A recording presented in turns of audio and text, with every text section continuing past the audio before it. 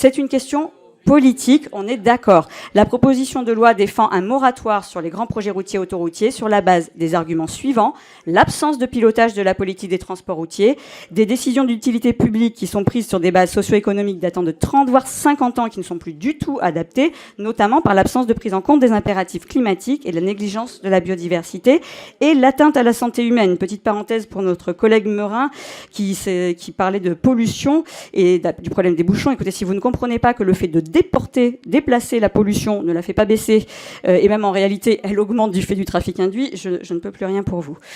Encore, juste une dernière réponse à monsieur Terlier. Bon, franchement, avec l'autoroute A69, l'état de droit, c'est quand ça vous arrange, on l'a largement constaté.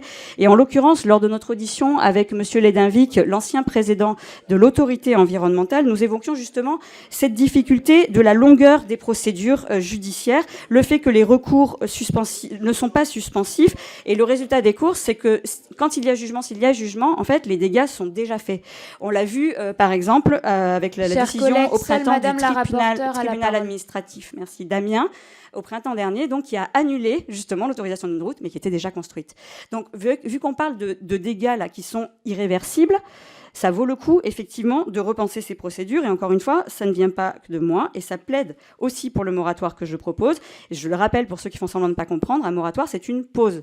Ce n'est pas une interdiction. Et l'idée, justement, c'est de repenser les procédures, comme je viens de le dire, et surtout de repenser une autre politique. Et honnêtement, si on voulait bien s'en donner la peine, certains l'ont d'ailleurs reconnu plus ou moins dans leur présentation, ça pourrait être passionnant et enthousiasmant de réfléchir à quelle politique de mobilité et d'aménagement du territoire on prévoit pour les années à venir, sachant les conditions que nous connaissons.